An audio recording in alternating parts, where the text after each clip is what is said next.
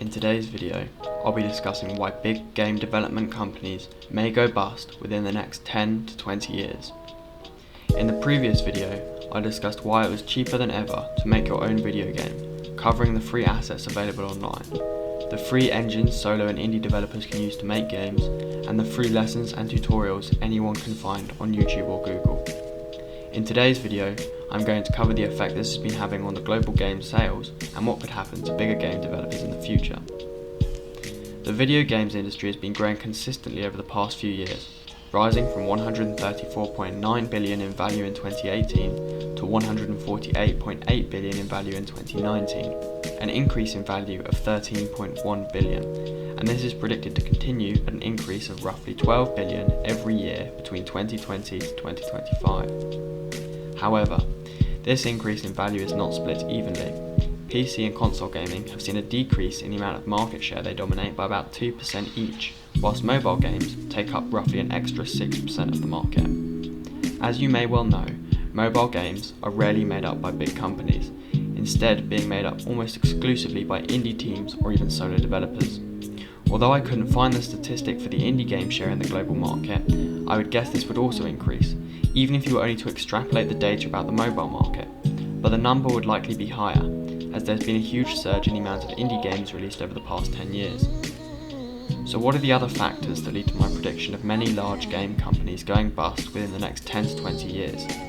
Well, the first of these is the competitive prices of indie games. Most indie games are priced at under $20, with the average price being between $9 to $14. This causes a surge in demand for indie games in comparison to the more pricey mainstream games.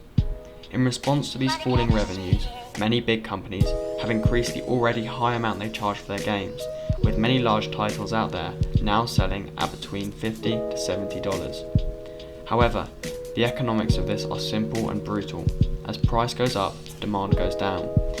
If people's need for getting the game is not as high as the amount you've increased it by, then you'll lose even more revenue. This is a lose-lose situation for many large companies, as by decreasing their prices, they will only drive up the demand for their game by a certain amount before they start generating less money than the huge amounts they put into their projects.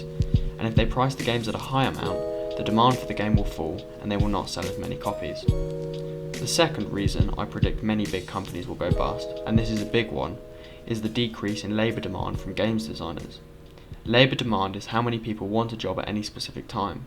At the moment, labour demand for jobs in large game industries is not very high because the incentive is not good enough. If a developer works on their successful indie game, they'll likely have a prominent position, which looks very good on their CV, and they most likely own a share of the company, which will generate income in the future on top of their salary.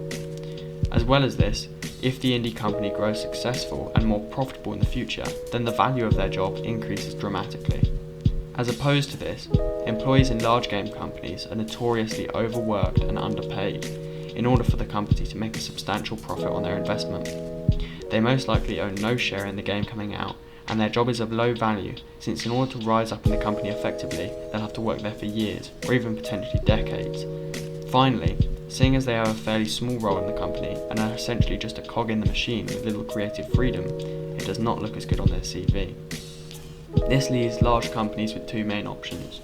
They can pay their employees more, or offer greater incentives, which decrease the profit margins for their games even more, or they can take longer to produce the games, which leads to a decrease in hype from the community and therefore an increase in the amount they have to spend on marketing, which also decreases the total profit from the venture. There are two types of games that I believe will be exempt from this rule, however, the first of which is MMOs, which have the highest profit turnover of any game in the industry due to players making monthly payments. As such, they are able to offer high incentives and pay to their employees without losing out on too much profit.